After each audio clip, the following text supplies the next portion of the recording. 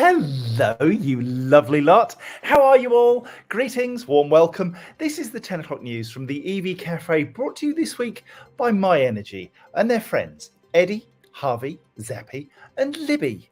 And I am Johnny, but not Berry. Today, I'm joined by, well, nobody at the moment. It's little old me in Harrogate, waiting for Fully Charged live to kick off, which is actually kicking off as we speak. As soon as I'm done here, I'm out of here to go and see my buddies at the EV Cafe stand. Now then, grab yourselves and a cuppa, plug in for the latest in clean transport and sustainability news, where I'll be talking about Brexit, because nobody else is, and they should be.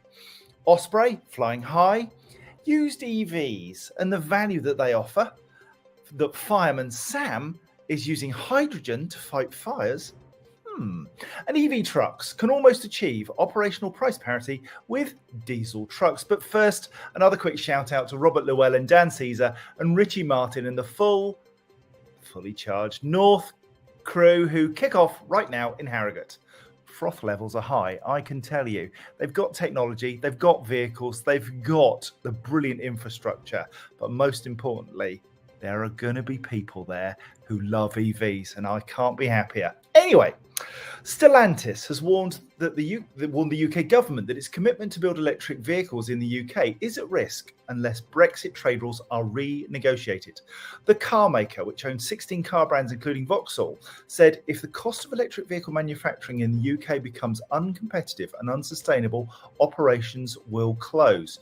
In 2021, Stellantis announced it was investing 100 million in Vauxhall's Ellesmere Port manufacturing plant to create a new electric vehicle EV factory. The plant produces commercial and passenger versions. He's here. It's Kirby. Anyway, we'll get back to the news. The plant produces commercial and passenger versions of the Vauxhall and Opel Combo E, Citroën E Berlingo, and Peugeot E Partner. In a submission to a Commons inquiry into EV production, Stellantis outlined that its UK investments were centred on meeting the strict terms of the post-Brexit free trade deal. Until January the 1st, 2024, the rules stipulate that at least 40% of the content of EVs and 30% of batteries must originate from the EU or UK. Now then, as an aside, did you know that the company Cornish Lithium has just started test drilling for lithium in Cornwall? Anywho, from 2024 until January 1st, 2027, the content rules increased to 45% of the vehicle and 50 to 60% of batteries.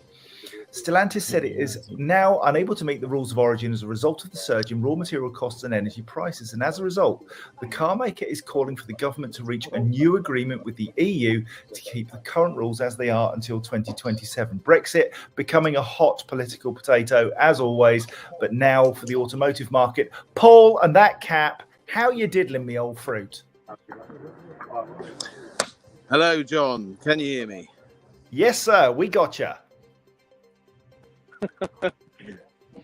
I haven't heard a thing. It's going good. I'm interrupting totally, I know, so I have no idea what's gone on so far. So I apologise. That is the glories of being fully charged out in the Harrogate countryside. So there we are. Good man. Now, Sarah is, she's saying she won't be able to comment very much. Signal's awful, but she's here. So whilst we're taking a little break from the actual news itself, let's say hello to Mike Fisher, Richard Hill, Colin Hennessy, Neil Ponting. Hi, Neil. Haven't forgotten about your thing. Neil Mumford, Leon Gomez, Mark Wynn. You people are wonderful. You turn up every week. Bless your heart. Rob Dunstan, Sarah Pillar. New name to me, Sarah, hello. Richard Hill, Andrew Clark, Michael Barton, Rachel Lewis. Good gracious, Rod Kirkpatrick. I know. You guys, thank you so much. It's a wonderful thing to see you all just online, and hopefully some of you are going to be at Fully Charged live today, and we'll be able to give you a froth and a hug. It's looking good, Paul, got to say. Well, I'll tell you what, John, this is taken some pulling together, but the commercial vehicle zone, of course, I'm very excited about, but there is so much going on. If you've got a moment, we'll get you some real live news. This vehicle here is the new vehicle from Monroe. So it's a new prototype. It's getting launched at 11 o'clock. So if you're anywhere near Harrogate, this is where you want to be. But also, listen, we've got electric trucks, big trucks, really good stuff. And of course, the beloved van, some great vans, the ID Buzz, the Peugeot E-Expert, and of course all the vans from Maxus. But very importantly, over there, we've got the Ford E-Transit. So Ford have come to the party. Great news. Ford Fleet Management have stepped up to do that. But, has to say, star of the show right there, the Monroe, and 11 o'clock will reveal all. Now, dude, that Monroe, is that different from the Monroe that you and I saw at Fully Charged South, which was like a big Land Rover Discovery type? Here's the big Land Rover Discovery type, as you can see right there. So, they've cleaned it up especially for the show. But this is the back of the vehicle. So you can see it up there. So that might give a clue to how it's going to be. So maybe there's not so much at the back anymore and the same sort of front. So we shall see. They're yet to be unveiled. Trust Paul Kirby to nip round the back. Now then, let's say hello to a few more people. I did notice that there were Sarah Cannell. Hello, Liz Allen is in. Martin Sweeney from North London. Bless you. Who else we got? Peter Widdowson. Goodness gracious, all the way from Edinburgh. Hello, mate. Might see you one day when I'm home, if ever I get home. Now then, Osprey Charging has opened its latest ultra-rapid charging hub at Halfway House on the A127 in Essex, just off the M25. The charging hub features 6 high-powered electric vehicle chargers next to the UK's busiest motorway. The charging bay layout provides the driver space to easily manoeuvre and access to the charge point, whilst overhead lighting and canopies create a safe and sheltered charging experience.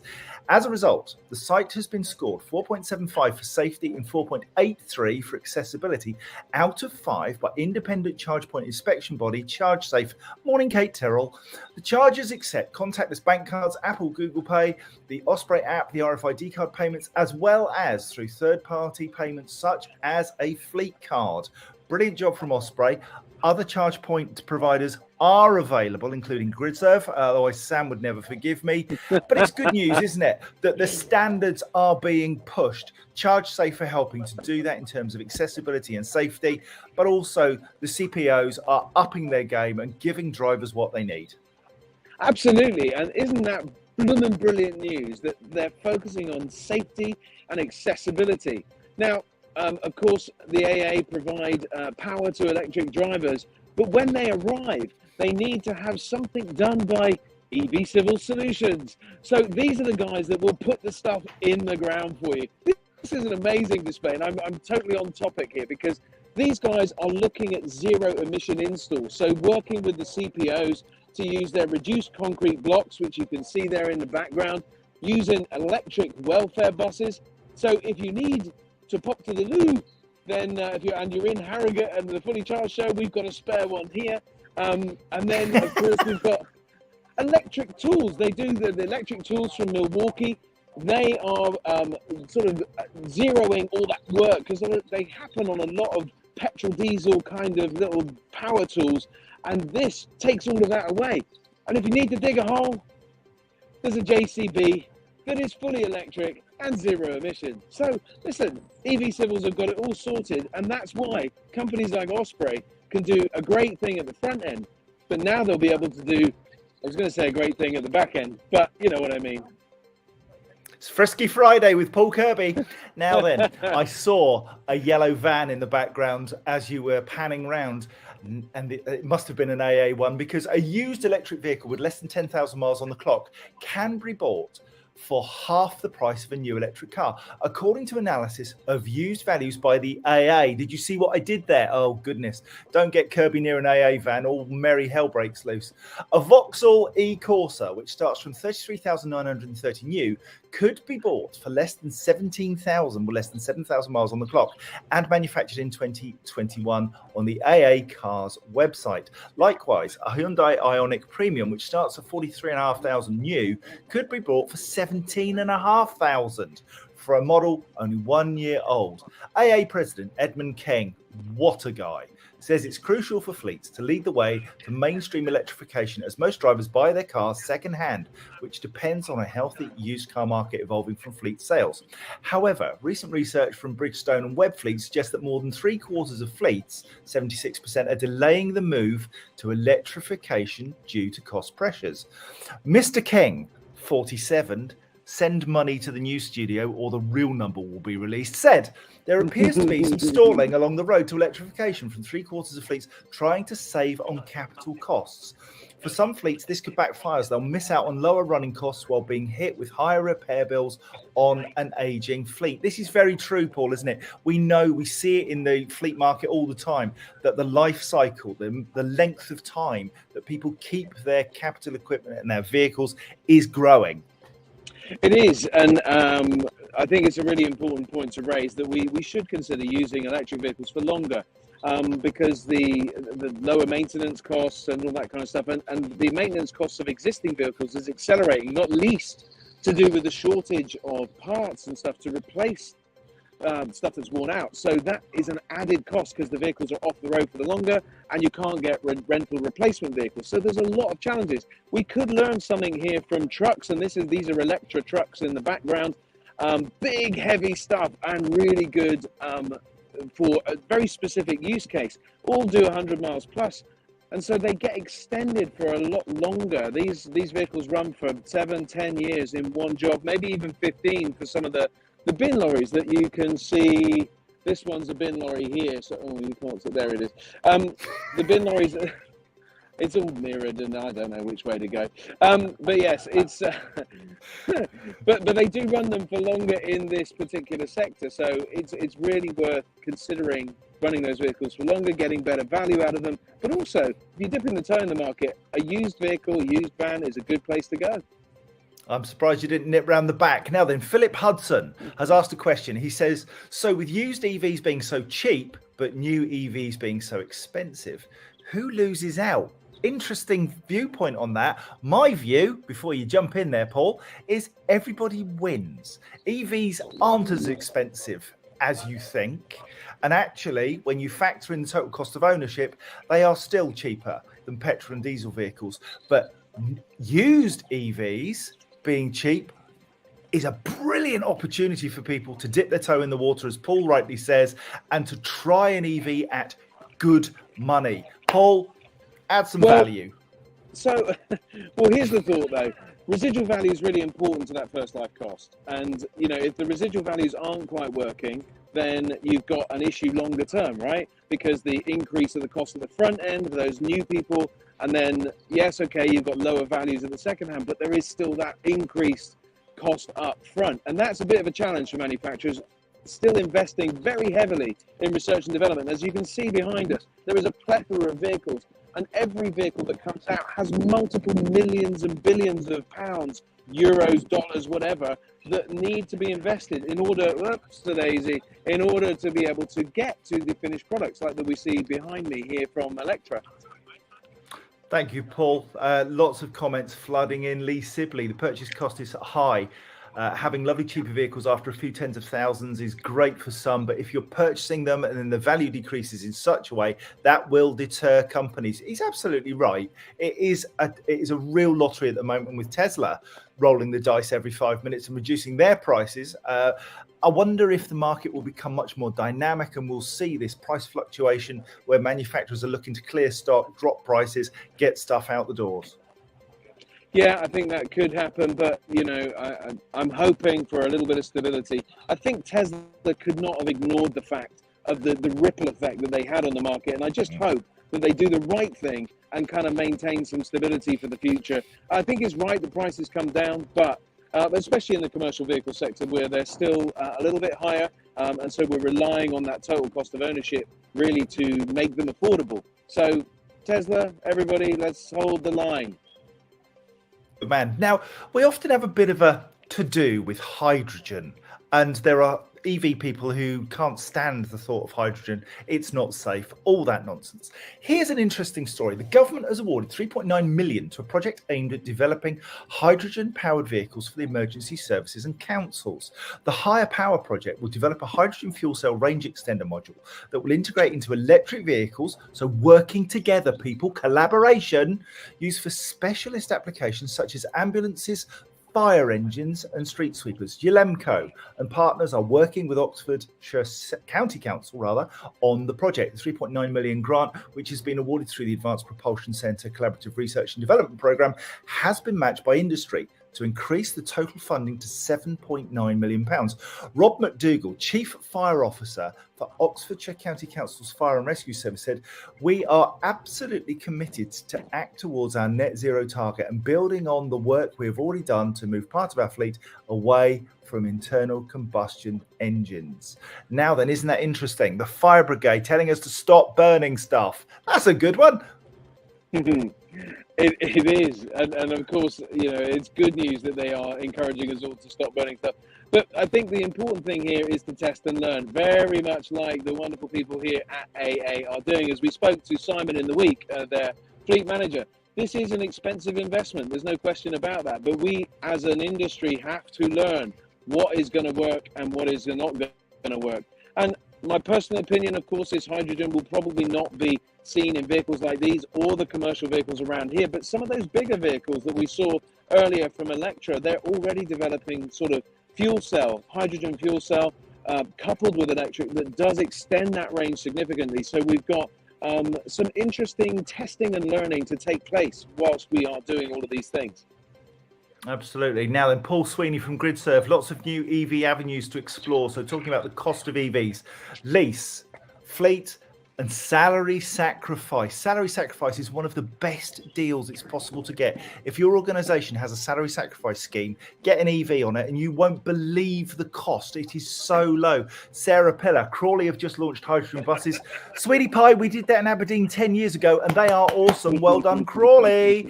And Peter Widdowson, I like collaboration. Don't we all, mate? It's the only way to make it work. Let's work together. Now then. City, urban and regional deliveries with rigid HGVs using electric powertrains rather than diesel are on the cusp of being cheaper on a total cost of ownership basis, according to new research. In making its TCO comparison, the study commissioned from Element Energy by Transport and Environment UK factors in purchase price and energy and maintenance costs. It also claims that electric lorries will reach cost parity with diesel in the remaining use cases, including articulated supermarket deliveries by the early 2030s. Furthermore, it says that far fewer trucks will be required and they will require public charge points from their depots than has previously been suggested.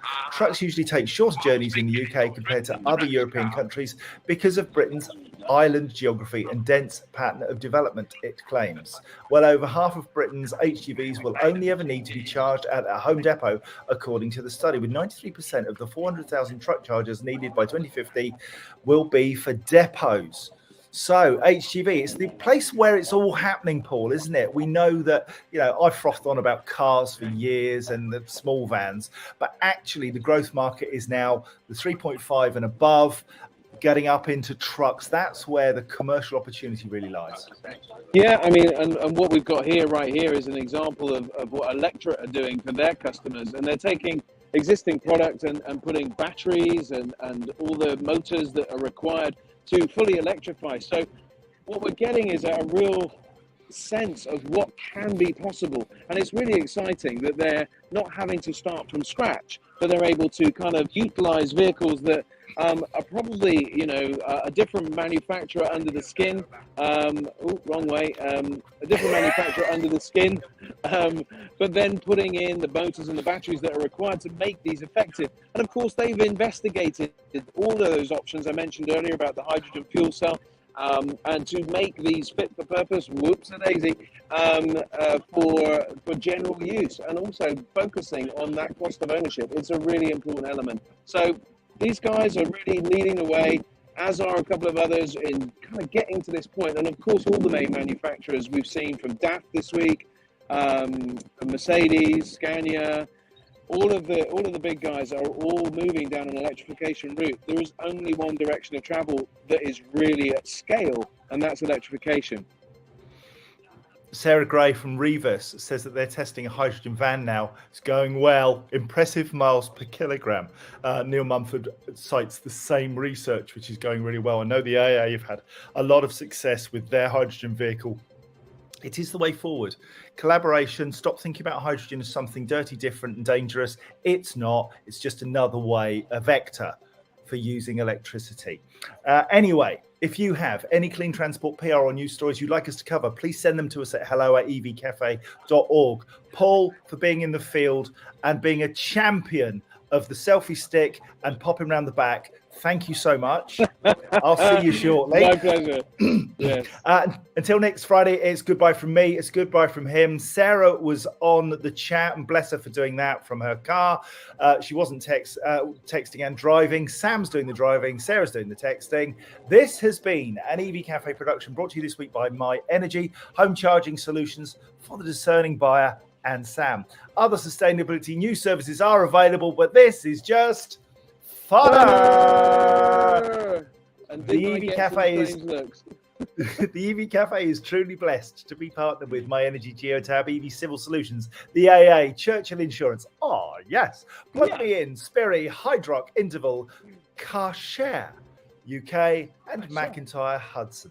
We are the EV Cafe, supporting the transition to clean transport. Enjoy the rest of your day and your weekend, wherever it takes you. We're off to be fully charged. Until next Friday, bye-bye. Bye.